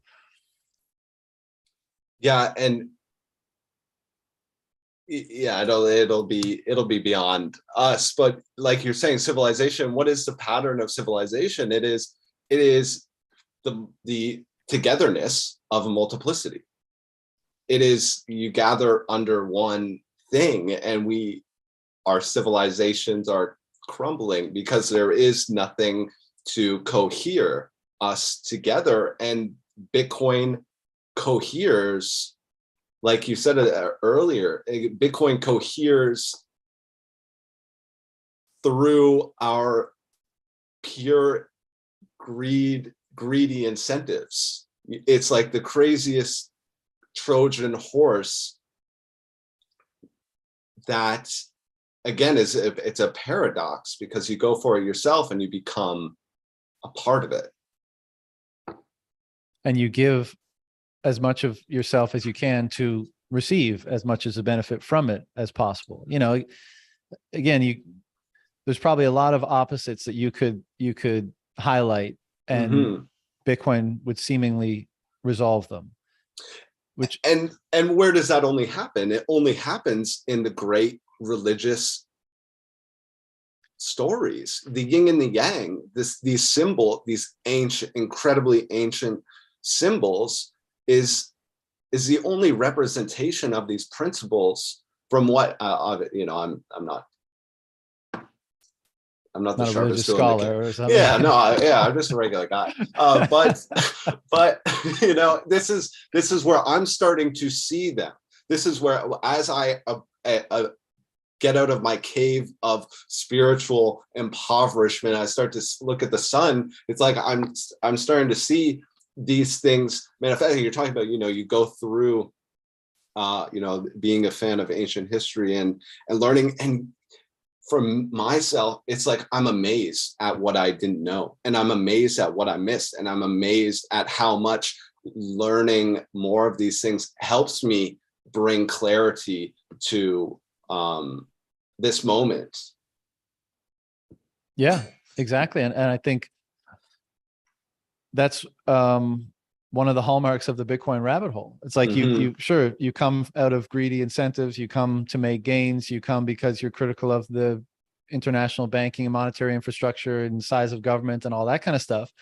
And in your attempt to understand what it is you're engaging with, you're forced down all of these roads that just expand, that because it's so multifaceted. And again, this speaks to kind of the phenomenal paradigmatic nature of it and paradoxical nature of it, is that in an attempt to understand it, you wind up understanding everything, or you're incentivized in order to gain that understanding of this thing. It keeps pushing you down roads to properly to see the full picture, full picture. And that is a definite hallmark of pursuing an understanding of Bitcoin.